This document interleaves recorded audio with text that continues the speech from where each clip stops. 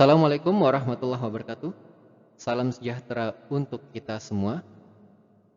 Pada hari ini saya akan melanjutkan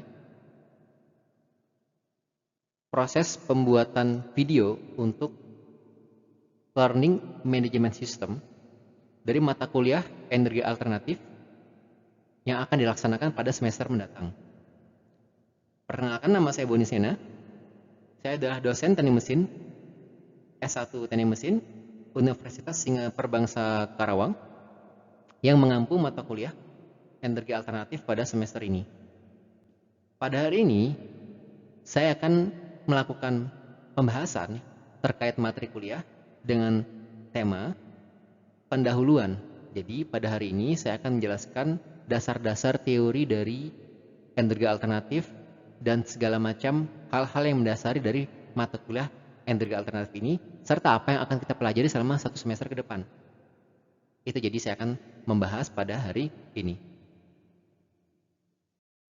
Nah, saya akan memulai dengan basic terminologi. Saya akan memulai dengan basic terminologi atau pemahaman dasar dari renewable energy dan energy conversion.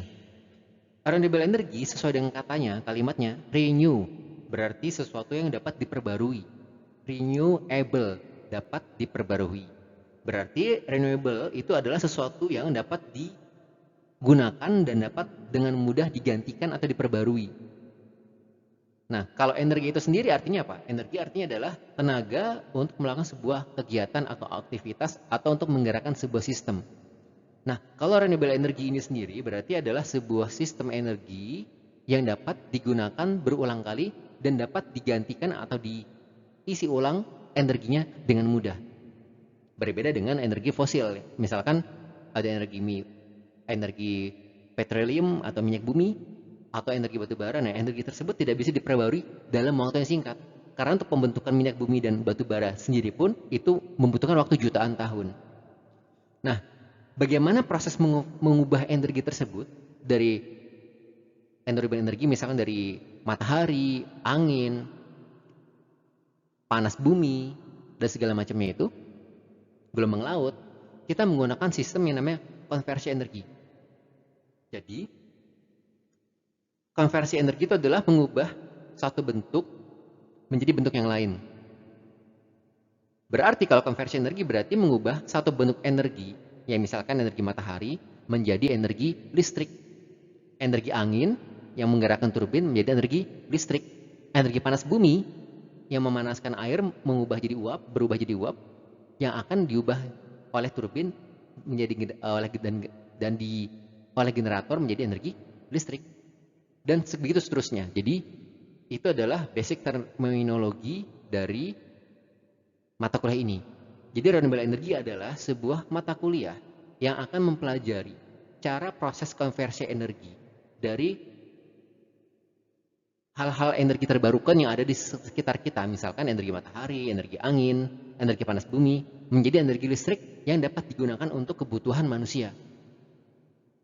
Sementara energi yang tidak terbarukan seperti misalkan minyak bumi dan batu bara, itu nanti akan kita pelajari alasannya kenapa harus dikurangi penggunaannya. Nah, sekarang apa sih alasannya kenapa kita membutuhkan renewable energy atau energi terbarukan? Nah, dari gambar 1 bisa kita lihat bahwa World Energy Consumption by country berdasarkan ada OECD, ada non-OECD country, ada other non-OECD country, itu secara akumulatif penggunaan energi semakin meningkat tahun ke tahun. Diprediksikan sampai 2040. Bahkan untuk negara-negara yang non-OECD country, jadi negara ini itu akan punya konsumsi energi lebih tinggi daripada 2 grup negara yang lainnya. Ditambah lagi pada gambar 2, untuk penggunaan sumber energi dari petroleum akan semakin meningkat semakin lama, semakin tahunnya. Diproyeksi sampai 2040. Kemudian natural gas atau gas alam itu juga akan semakin meningkat penggunaannya. Batu bara pun demikian. Sementara untuk penggunaan energi renewable sendiri, yang tadi ada energi angin, matahari, dan panas bumi, itu masih kurang dibandingkan ketiga penggunaan energi ini. Memang sih, untuk memenuhi kebutuhan manusia sepenuhnya, sampai saat ini masih secara realistis masih dibutuhkan energi minyak bumi ya untuk pembakaran. Sekarang kan untuk motor listrik sama mobil listrik masih jarang. Dan kalaupun ada pun proses pengisiannya masih bingung kan, belum ada stasiun bahan bakarnya. Jadi secara infrastruktur belum siap untuk pakai mobil listrik ataupun pakai motor listrik. Ditambah lagi di Indonesia sampai saat ini itu pembangkit listriknya masih menggunakan tenaga batu bara. Jadi kalaupun misalkan kita pakai motor sama mobil listrik pun sementara listrik pakai batu bara ya sama aja. Tetap cuma memindahkan sumber listrik sumber polusi ke tempat batu baranya, tapi tetap nanti sama juga emisinya kan, sama juga energi digunainnya. Sementara batu bara ya harus diakui sampai saat ini kita masih bergantung pada batu bara, terutama pembangkit listrik tenaga PLN-nya sebagian besar masih menggunakan batu bara. Ada sih sudah menggunakan tenaga air, ada juga sih yang sudah menggunakan tenaga geothermal, tapi ya jumlahnya ya masih sedikit, belum begitu banyak, belum menggantikan sepenuhnya atau belum berbanding 70% gitu, belum sampai angka 70%. Ya paling-paling baru 50-an%. Tapi lumayan lah daripada nggak sama sekali. Sementara natural gas, nah gas alam ini juga dibutuhkan untuk proses industri. Ya misalkan untuk industri-industri yang menggunakan boiler ya, itu nggak, kalau misalkan ada pemanas listrik sama pemanas boiler, maka cara ekonomi industri akan milih tenaga pemanasnya pakai boiler dibandingkan pakai listrik. Kenapa? Bayar lebih mahal yang listrik. Itu secara ekonomi. Walaupun tadi tetap ada efeknya terhadap lingkungan. Kalau pakai mesin pemanas yang pakai listrik sama mesin pemanas pakai boiler, maka secara teknis mesin pemanas yang menggunakan listrik akan lebih ramah lingkungan dibandingkan dengan mesin pemanas yang menggunakan boiler. Gitu prinsipnya. Sementara satu sisi yang paling bawah kan ada energi nuklir tuh. Nah ini ada energi nuklir. Nah energi nuklir sampai saat ini masih terbentur kultur dan juga sosiokultur di Indonesia. Indonesia masih antipati terhadap tenaga nuklir karena sisa penggunaan dari uraniumnya itu dapat mencemari lingkungan, sehingga berpotensi untuk mencemari lingkungan dan merusak lingkungan. Nah biasanya teman-teman dari teknik lingkungan akan juga menentang penggunaan tenaga nuklir karena memang berbahaya sih uraniumnya, berbahaya uranium, dan juga sisa pembakaran zat radioaktifnya akan berbahaya untuk sekelilingnya. Dan kalau sampai terjadi kecelakaan nuklir, nah itu yang bahaya. Beberapa negara sempat kejadian dan itu yang kemudian oleh masyarakat Indonesia masih traumatik terhadap kejadian tersebut. Sehingga untuk tenaga nuklir sampai saat ini masih kurang untuk bisa dimanfaatkan di Indonesia. Nah makanya satu harapan kita untuk bisa mengurangi ini ya tenaga terbarukan nih, ya matahari, geothermal sama angin ya, untuk digunakan sebagai diversifikasi energi di Indonesia. Maka kita membutuhkan ini energi terbarukan. Karena kalau untuk bergantung sama yang tiga ini nih lama kelamaan akan habis, akan depletion, akan habis cepat atau lambat. Maka kita perlu bergantung pada renewable energy. Itulah alasannya kenapa kita membutuhkan energi terbarukan. Alasan lainnya kenapa kita membutuhkan energi terbarukan karena ternyata pada gambar 3, World Energy Related Carbon Dioxide Emission by Fuel Type, batu bara menempati posisi paling atas sebagai bahan bakar penghasil CO2 paling tinggi di dunia. Yang kedua adalah natural gas, yang ketiga adalah liquid fuels atau petroleum. Ini membuktikan apa? Berarti diproyeksikan sampai tahun 2040 penggunaan batu bara, gas alam dan juga minyak bumi akan semakin meningkat tiap tahunnya. Dan ini bermasalah bagi lingkungan karena menghasilkan CO2 emission, emisi gas karbon dioksida, yang kalau dibiarkan terus-menerus akan dapat menyebabkan global warming. Ya, ada pada gambar 4. Ini adalah temperatur anomali setiap tahun di seluruh dunia ya. Ini baru sampai tahun 2020 tapi diproyeksikan akan terus meningkat lagi. Kenapa? Peningkatan terus ini. Tiga ini nih, ada batu bara, natural gas sama liquid fuels-nya. Ini akan meningkatkan ke CO2 emission-nya dan meningkatkan temperatur di seluruh dunia, global warming di seluruh belahan dunia. Ini masalah ini, sehingga kita perlu cari solusinya. Solusinya bagaimana? Solusinya adalah dengan menggunakan energi yang terbarukan. Itulah kenapa kita penting untuk bisa mengimplementasikan atau paling tidak mendukung program pemerintah dalam hal ini juga program di seluruh dunia untuk bisa meningkatkan diversifikasi energi menjadi energi terbarukan.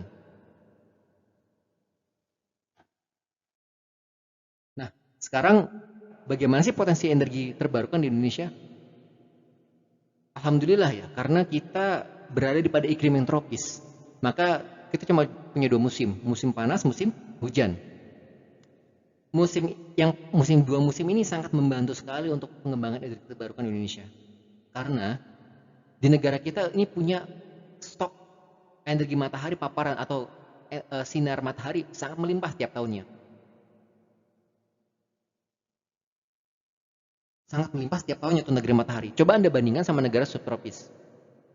Negara subtropis harus mengalami kekurangan energi matahari atau pengurangan penyinaran matahari setiap tahunnya pada musim dingin, pasti kalau musim dingin kan tutup salju ya, sama musim semi. Nah itu tuh pasti berkurang tuh, karena kan dia tidak terlalu tinggi musim panas. Kalau kita ada cuma musim panas, musim hujan. Nah ini berarti sangat potensi sekali. Ditambah lagi Indonesia punya garis pantai yang sangat luas. Coba Anda bandingkan, lihat itu ya tuh. Garis pantai sangat luas sekali. Nah ini juga berpotensi untuk dikembangkan energi angin. Kenapa? Karena rata-rata ya angin yang kencang itu di daerah pantai. Pernah dilakukan penelitian ya, kebetulan di kampus saya dulu di Kuala Lumpur, itu dilakukan perekaman kecepatan angin selama setahun di daerah perkotaan Kuala Lumpur. Ternyata hasilnya di daerah perkotaan itu kurang lebih kalau dipasang tenaga angin cuma 3-4 meter per sekon aja. Dan itu sangat kecil untuk tenaga angin. Artinya nggak feasible untuk dibangun tenaga angin di perkotaan. Makanya yang paling feasible dibangun untuk tenaga angin adalah di daerah pantai. Dan Indonesia punya daerah pantai yang cukup luas. Tambah lagi, Indonesia punya hutan yang sangat banyak. Sehingga hutan yang banyak bisa menghasilkan sisa-sisa tumbuhan atau kotoran hewan yang cukup banyak karena ada banyak peternakan di sana. Maka punya potensi biomasa yang cukup besar juga. Punya potensi biomasa yang cukup besar juga. Ditambah lagi Indonesia dilalui oleh jalur pegunungan dunia yang akan menyebabkan Indonesia punya banyak gunung berapi aktif di Indonesia, mulai dari Sumatera terus jalan terus ke Pulau Jawa, NTT, Bali ya ada semua. Kecuali Kalimantan ya, kalau Kalimantan setahu saya tidak ada gunung berapinya.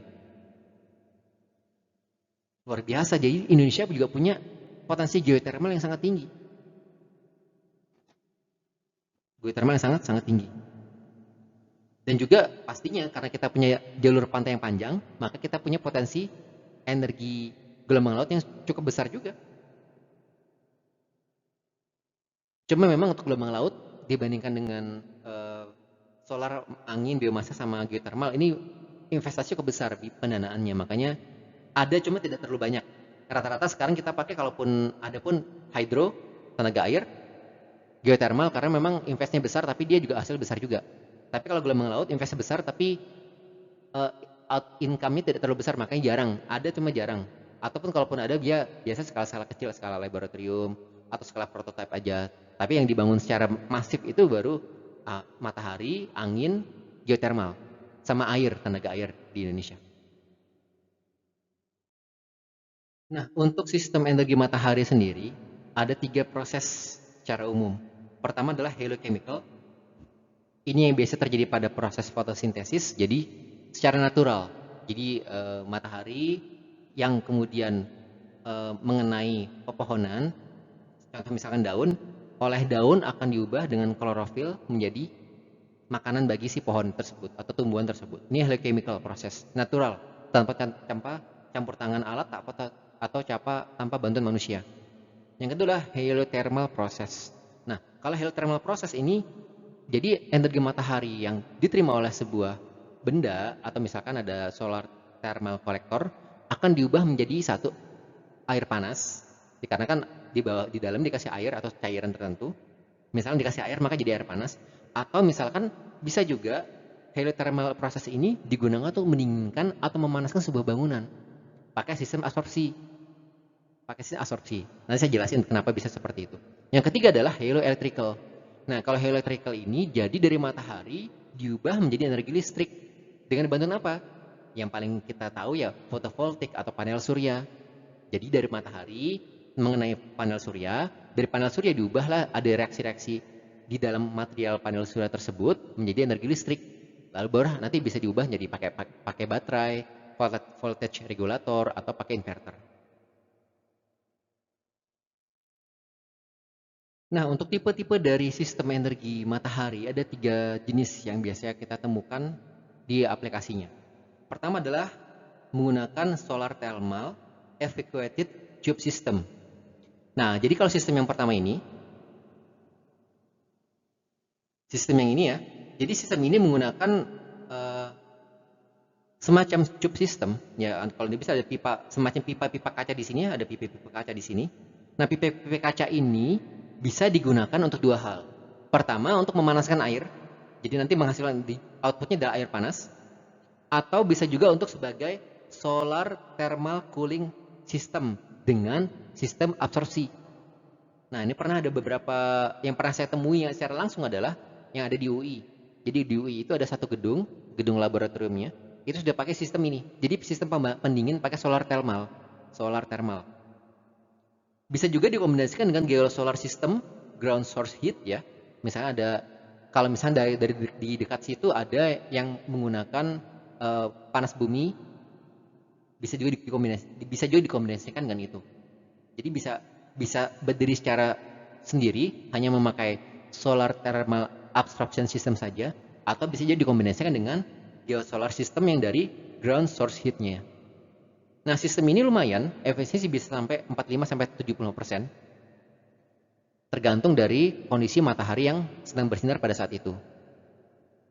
Tapi rata-rata sih ya, kalau kita menggunakan pendingin atau pemanas air pakai sistem ini, biasanya sih ada sistem hybridnya, tetap pakai listrik konvensional. Kalau misalkan matahari lagi mendung atau lagi hujan, ya mau nggak mau pakai solar, pakai listrik dari konvensional, dari listrik PLN. Yang kedua adalah monokristalin silikon atau polikristalin ya. Jadi ada jenis monokristalin sama polikristalin. Nah, ini panel surya. Nah, jadi nanti sistem ini, panel surya ini akan dikombinasikan dengan sistem listrik. Ya, seperti saya bilang sebelumnya, ada voltage regulator, ada baterai, ada inverter, dan macam-macam. Kabel pastilah, yang segala macamnya. Ada solar tracking system, macam-macam nanti pakainya. Nah, ini efisiensinya sekitar 3-42,5%. Di antara rentang itulah efisiensinya. Kok kecil banget ya? Memang kecil, karena memang untuk polikristalin atau monokristalin ya baru sebatas itu. Bisa lebih mahal lagi, cuma semakin mahal harga panel suryanya. Semakin mahal harga panel suryanya. Nah, yang ketiga adalah linear concentrating solar power collector. Nah, kalau ini skala besar ini. Ini dipakai biasanya di negara-negara yang punya padang pasir atau gurun. Seperti misalnya Tiongkok atau Uni Emirat Arab ya. Nanti sistem ini bisa dikombinasikan dengan macam-macam. Bisa pakai generator, langsung menghasilkan listrik. Bisa pakai kondensor, turbin, thermal storage tank dan receiver untuk membuat pendinginan pada bangunan atau pemanasan pada bangunan. Dan macam-macam. Dan efisiensi ini lebih dari 70%. Loh, kok bisa tinggi banget ya? Ini skala besar. Bukan skala kecil-kecil lagi. Kalau yang pertama tadi solar thermal evacuated tube system ini ya masih skala sedang lah. Kalau panel surya skala rumahan bisa. Ini nggak bisa nih. Ini udah skala negara, bisa yang investasi atau beberapa perusahaan joint venture dalam satu sekali project investasi. Karena sangat besar sekali nih solar power kolektornya. Sangat besar sekali dan ada banyak biasanya dalam satu sekali project itu. Karena dia targetnya juga menghasilkan listrik yang banyak. Nah, biasanya perusahaan atau daerah-daerah yang seperti itu yang punya padang pasir yang bisa menginvestasikan hal ini. Nah, berikutnya adalah sistem energi angin. Pada sistem energi angin itu ada ya pastinya ada turbin ya sebagai mengubah gerakan angin menjadi energi listrik ya, turbin, generator. Tapi basic komponen sebenarnya ada beberapa. Pertama, tower structure atau menara. Karena kan nanti kan si turbin kan pasti taruh di atas menara kan, di atas melebihi daripada tinggi permukaan rumah kan, atau permukaan bangunan pakai tower atau menara. Yang kedua adalah rotor with two blades or three blades. Jadi rotor dengan dua blades atau dua bilah atau tiga bilah. Nah ini juga tergantung kepada tipe turbinnya. Yang ketiga adalah shaft with mechanical gear. Jadi batangan yang menghubungkan antara turbin, gearbox dan segala macam itu dengan mechanical gearnya. Kemudian electrical generator pasti karena gerakan dari turbin akan dikonversi menjadi energi listrik. Kemudian yaw mechanism, ya tadi mechanical gear tadi yang tadi ada di poin shaft tadi. Kemudian terakhir adalah sensor dan kontrol. Sensor untuk apa? Mensensor berapa kecepatan anginnya. Kalau misalkan kecepatan angin berapa, nanti bagaimana sistem kontrolnya? Apakah harus dinaikkan tingkat penyimpanannya ataukah dikurangi dan segala macamnya? Itu dibutuhkan nanti di situ. Nah ini kalau di sebelah kanan adalah gambarnya. Ada apa? Blade-nya, kemudian ada gearbox-nya, ada shaft-nya di sini, generator pasti, inverter, dan baru kemudian grid atau ke sumber yang nanti akan dialiri oleh listriknya.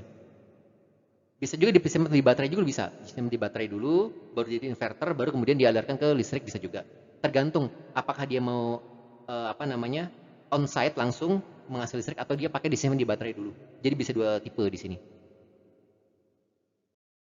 Nah, tipe-tipe untuk energi angin ada beberapa tipe.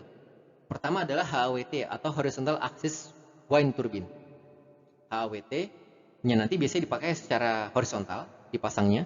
Dan dia biasanya dipasangnya entah di perbukitan atau di tepian pantai seperti ini. Macam-macam ya tempat posisinya. Efisiensi sekitar 4-40%. Tapi tergantung kecepatan anginnya. Makanya biasanya rata-rata untuk HAWT ini dipakai di daerah-daerah pesisir yang dimana kondisi anginnya cukup tinggi. Kalau di daerah-daerah yang agak dekat-dekat perkotaan, biasanya dipakai adalah VAWT atau Vertical Axis Wind Turbine. Karena biasa dipasang di gedung-gedung, bisa dipasang di daerah rumah-rumah, bisa HAWT ini.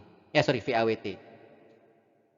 Walaupun ya lagi-lagi ya kalau dipasang di daerah perkotaan cukup padat ya tetap kurang visible ya, karena memang kecepatan angin kecil karena sudah terdistorsi oleh banyaknya gedung-gedung, bangun-bangunan gitu.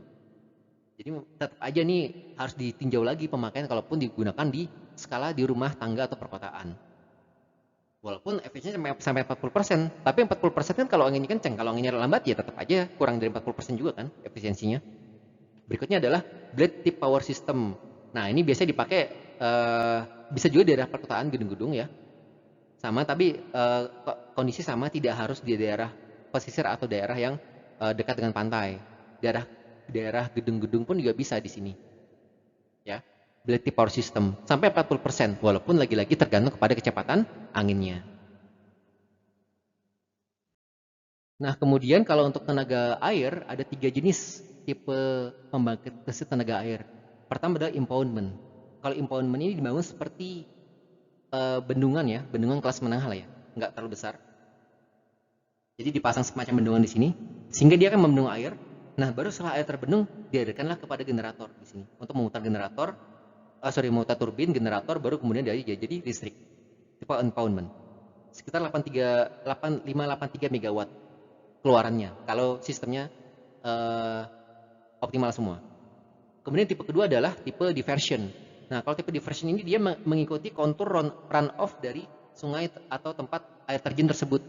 Jadi tergantung pada daerahnya seperti apa ketinggiannya. Nah, kalau diversion ini tidak ada bendungan. Jadi dia alami menggunakan air terjun atau kontur dari sungai yang sudah ada. Hanya tinggal dengan tambahkan turbin pasti, tambahkan generator pasti untuk memutar untuk menghasilkan listrik. Terakhir adalah power pump. Kalau power pump dia ada danau, ada sungainya. Tapi mungkin dikarenakan kecepatannya kurang, maka dipompa lagi sampai dengan menggunakan sejenis pompa. Sehingga bisa meningkatkan putaran dari turbinnya dan juga bisa meningkatkan tenaga listrik yang dihasilkannya. Nah, kalau ini biasanya ada mekanisme, ada tambahan pompanya. Cuma memang harus ditinjau di sini, power pump di sini. Jangan sampai ketika ditambahkan pompa, malah energi dikasih ke pompa malah lebih besar daripada energi yang dihasilkan dari listrik tersebut. Harus ada tinjauannya dulu, harus ada feasibility studinya dulu di situ. Atau sistem pembangkit listrik tenaga air berikutnya adalah Diamet reservoir. Nah, kalau Diamet reservoir ini memang skala besar. Dibandingkan dengan tipe impounding yang tadi, ini lebih skala besar. Jadi di sini itu dibangun bendungan yang pada sungai atau aliran air cukup besar, dibikin semacam bendungan di sini, baru kemudian dibikin sistem tenaga listriknya, pembangkit listrik tenaga airnya. Tapi memang ini skala besar, dan sungai yang dibuat itu lebih besar daripada yang tipe impounding yang tadi. Tapi memang ada benefitnya, yaitu efisiensi sampai 80-90%, tinggi sekali kan? Tapi memang effortnya besar juga karena untuk membendung sungai ini nggak gampang, apalagi sungai dengan lebar seperti ini, agak susah. Kemudian adalah mikrohidro. Nah, kalau mikrohidro, pikohidro ini ya skala kecil lah. Jadi kadang-kadang kalau kita kegiatan pengabdian masyarakat ada pembangunan mikrohidro di desa apa, kemudian pembangunan pikohidro untuk di sungai apa, itu biasa skala kecil. Karena mikrohidro itu cuma 0,1 megawatt sampai 100 megawatt, kecil memang. Tapi tergantung kontur sungai atau topologi sungai yang ada di sana, ketinggiannya berapa. Kita nggak bisa terlalu merekayasa itu karena memang sudah pakai es saja yang ada di sana. Apalagi pikohidro juga pun sama, hanya menggunakan apa jenis kontur geografis sudah ada di tempat tersebut, nggak bisa terlalu banyak dirubah. Karena kita lebih fokus kepada pengadaan turbin, pengadaan generator, tidak ada rekayasa engineeringnya pada daerah setempat tempat terjadinya sungainya atau daerah tempat air terjunnya, nggak ada. Cuma dipasang gitu aja. Sementara kalau diameter reservoir sama impounding tadi memang ada rekayasa engineeringnya pada tempat tersebut. Karena kan proyeknya besar. Kalau ini kan proyeknya kecil aja. Mikrohidro sama pikohidro proyeknya kecil saja. Hanya pengadaan turbin dan generator dan peralatan lainnya pada tempat tersebut. Nah, tipe pembangkit listrik tenaga airnya yang kedua adalah dengan tenaga gelombang laut. Nah, tapi ada beberapa tipe juga di sini karena tidak selamanya gelombang laut dipakai. Karena ini cuma pakai arus laut aja. Nah, di sini adalah pakai arus laut ya. Ashdown Tidal Stream Generator. Jadi hanya pakai arus laut. Apa beda arus sama gelombang? Kalau arus itu yang ke arah sini, vertikal. Jadi ke sini. Ini arus laut. Kalau gelombang apa? Dia naik turun nih gelombang nih. Ini gelombang seperti ini. Ini gelombang, ini arus laut. Nah, kalau yang ini adalah Ocean Tidal Stream Generator. Jadi menggunakan arus laut untuk menghasilkan listrik. Efisiensi cuma sampai 40%. Yang kedua adalah, nah kalau barrage Ocean Tidal Wave ini, jadi dia menggunakan semacam bendungan buatan ya. Jadi arus laut dibendung, kemudian nanti akan ada gelombang kan di sekitaran sini kan. Nah, ada gelombang. Nah, itu yang digunakan untuk menghasilkan listrik. Nah, kalau tipe ketiga yang Ocean Wave ini, dia benar-benar di laut lepas, dipasang turbinnya atau mekanisme sistemnya di laut lepas untuk menghasilkan tenaga listrik dari gelombang laut. Berarti dari yang tadi gelombang laut yang seperti ini, yang naik turun seperti ini. Nah, yang naik turun seperti ini. Sampai 70%. Cukup besar ya. Sementara kalau yang barrage itu 80% dan Ocean Tidal Stream tadi 40%. Jadi paling kecil karena dia cuma pakai arus. Kalau ini lumayan 85% karena dia ada gelombang laut. Pakai gelombang laut tapi dia ada rekayasa engineeringnya di pada aliran tersebut sehingga dibikin semacam bendungan lah. Kalau ini enggak, dia benar-benar laut lepas. Tapi infrastrukturnya akan lebih mahal yang Ocean Wave ini. Karena dia untuk penyambungan baterai, kemudian ya baterai atau kabel ya, atau generator dia agak lebih susah dibanding yang barrage atau yang stream generator ini. Karena dia kan laut lepas, jadi dia penggunaannya harus pembuatan di dasar laut pastinya. Instalasi konversi ke listriknya. Sementara kalau yang barrage ini kan bisa dipasang di jembatannya atau di bendungannya. Kalau ini kan dekat pantai aja, jadi nggak terlalu jauh. Itu kelebihannya. Nah, kemudian adalah sistem geothermal. Kalau geothermal berarti mengubah energi panas bumi menjadi tenaga listrik dengan bantuan apa? Uap air. Jadi nanti uap airnya bisa diambil langsung dari panas buminya tersebut, atau uap panas bumi saja diambil, nanti dialirkan air, nanti air itu jadi uap air. Bisa dua sistem ya. Jadi nanti ada reservoir di sini, sumber panas bumi, dialirkan ke heat exchanger. Nanti ini bisa jadi ini dia dialirkan air saja. Ya air, supaya jadi air jadi uap kan, uap baru menggerakkan turbin menggerakkan generator, baru nanti disimpan dari turbin ini sebagian ke kondensor, untuk penukar kalornya, bisa sisa kalor panasnya bisa dimanfaatkan lagi untuk yang lain. Ini yang pertama. Atau misalkan dari panas bumi tersebut sudah ada uapnya, bisa juga dipakai, tapi kurang kuat biasanya. Harus ditambahkan lagi semacam sistem kompresi lagi supaya semburan uap airnya dari panas bumi itu besar. Ada beberapa tipe, single flash, double flash, binary, sama combine. Nah, nanti kita jelaskan lebih lanjut pada saat pertemuan selanjutnya ya, mengenai tipe-tipenya ini. Yang jelas dia nanti ada penggunaannya seperti yang pernah Anda pelajari di mata kuliah termodinamika atau mata kuliah konversi mesin konversi energi. Ya, nanti bisa dibaca lagi. Dan saya akan jelaskan di next pertemuan ya. Nah, ini adalah sistem geothermal ya. Jadi menggunakan sistem geothermal, efisiensinya memang sih pada sistem yang saya ambil literaturnya cuma sampai 20%, tapi sebenarnya bisa lebih dari ini. Tergantung kepada struktur mekanisme panas buminya di mana, kemudian struktur sistem apa yang dipilih untuk sebagai pembangkit tenaga geothermalnya. Nah, kalau yang sistemnya single flash geothermal power plant ini yang ada sistem turbinnya, ada kondensornya, ada reinjecting ke well-nya atau ke sumurnya lagi. Kemudian ada yang namanya mengambil dari sumurnya. Kemudian ada flash chamber dan terakhir ada separator di sini. Nah, nanti ini single flash. Kalau double flash gimana? Yang double, berarti ada 2 siklus seperti ini. Makanya harganya untuk double flash akan lebih 2 kali lipat daripada single flash. Lebih mahal. Tapi efisiensinya lebih banyak juga. Tapi ada konsekuensi harga yang sangat mahal di situ kalau double flash. Karena dia pakai double, ada 2 kali siklus single di situ kan. Kalau single flash kan cuma 1 siklus di sini. Kalau double flash kan 2 siklus. Maka lebih mahal harganya. Nah, terakhir untuk kemudian menganalisis sistem energi terbarukan, maka dipakai 3 komponen. Pertama, feasibility study atau dari sudut pandang manajemennya. Jadi, seberapa feasible sih sebuah proyek yang akan dilaksanakan? Apa sih keuntungan yang didapatkan? Apa sih kerugian yang didapatkan? Nanti feasibility study dari sudut pandang manajemen. Kemudian, economic analysis. Berapa sih keuntungan yang akan didapatkan? Bagaimana cash flow-nya dan berapa sih break-even point-nya dari sebuah sistem yang akan kita bangun, yang kita rancang? Dan terakhir, paling penting adalah sisi teknisnya, engineering mekanismenya, atau engineering analisisnya. Jadi, bagaimana prosesnya, sistemnya seperti apa saja komponen yang akan dibutuhkan, ya, dan segala macamnya. Jadi, untuk membuat sebuah sistem energi terbarukan, harus memperhatikan 3 aspek. Engineeringnya pasti, karena kita engineering.